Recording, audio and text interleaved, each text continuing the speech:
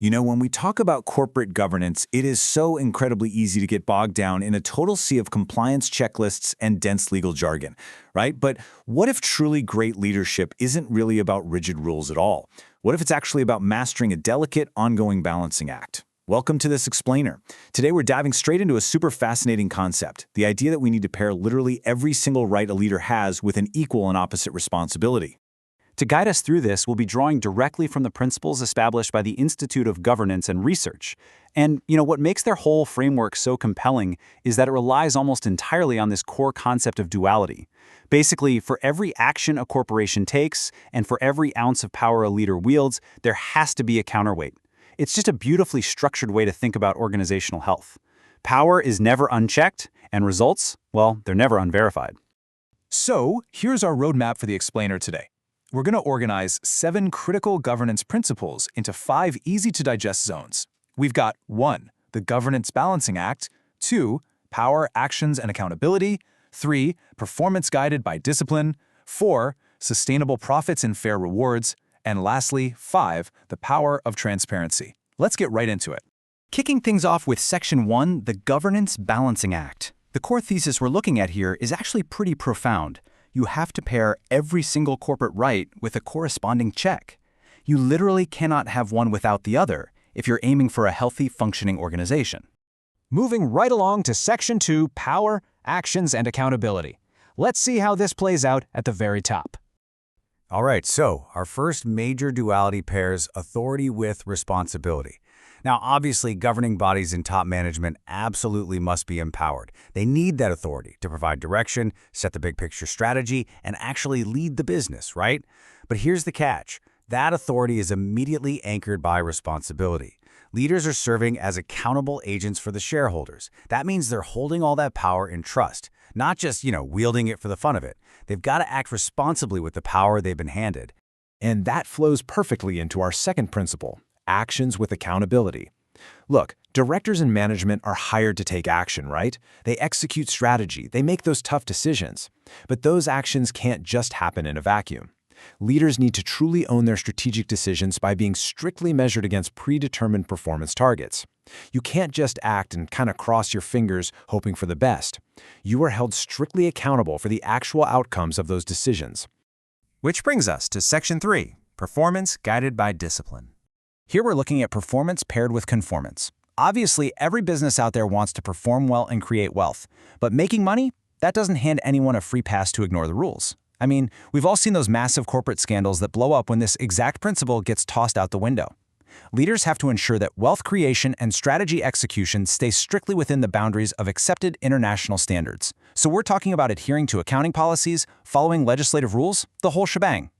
Performance is absolutely essential for sure, but if it doesn't conform to the rules, it's just not valid corporate governance. And that naturally leads us to the more human element, conduct checked by discipline. While performance focuses on the corporation's overall success, conduct is really about personal day-to-day behavior. There has got to be a firm, unwavering commitment from leadership to stick to behavior that's internationally recognized as morally correct and proper. It's not just about what a leader achieves on paper, it is intimately tied to exactly how they behave while they're getting those results. All right, let's dive into Section 4, Sustainable Profits and Fair Rewards. So, this brings us to the crucial principle of profitability with sustainability. Now, a business absolutely has a duty to its shareholders to generate economic performance. That's a given. However, that pure financial success is completely, inextricably linked to a much wider community responsibility. A business doesn't exist in isolation. It's part of a much larger ecosystem. And honestly, you simply cannot maintain long-term profitability if you're completely ignoring the sustainability of the environment and the people living right around you. To get a little more specific here, let's break down what that sustainability actually looks like in practice. According to the Institute of Governance and Research, this responsibility flows directly out of economic performance itself, and it deals specifically with 3 main areas: social issues, health issues, and environmental issues. Tackling these 3 pillars isn't just some nice-to-have charity work, it is a fundamental requirement if you want lasting, sustainable business success. Think about it. If an organization's economic engines are creating massive social or environmental deficits, that business is fundamentally, dangerously out of balance. Okay, so when a business does succeed, how are the spoils actually divided up? Well, that is our 6th principle, rewards tied to results. Remuneration just cannot be a given simply because someone has a fancy job title. So, apologies to anyone out there banking on an automatic golden parachute. Compensation has to be strictly, undeniably based on individual performance and the actual results delivered. Just sitting in an executive chair doesn't entitle you to the reward. That reward is fundamentally tethered to what you actually accomplish on the job. Moving into our final zone, Section 5, the power of transparency. This brings us to our seventh and final principle: communications paired with transparency. Now, sharing necessary business information is obviously important, but communication alone just isn't going to cut it if the data is buried deep inside some 100-page document hidden on a totally confusing website, right? True transparency is all about ease of access. It's about allowing stakeholders and shareholders to effortlessly assess the performance of the business. Bottom line, if the information isn't easy to access, the organization just isn't truly transparent. All right, let's pull all of this together and look at the big picture. Notice how these 7 dualities lock together perfectly to create this cohesive, highly balanced framework for ethical corporate leadership. Authority requires responsibility. Actions demand accountability. Performance requires conformance. Conduct absolutely needs discipline. Profitability has to include sustainability. Communications demand transparency. And of course, rewards require results. When literally any of these start to tip out of balance, that is exactly when you see corporate governance start to break down. Which leaves us with one final, absolutely vital question to ponder.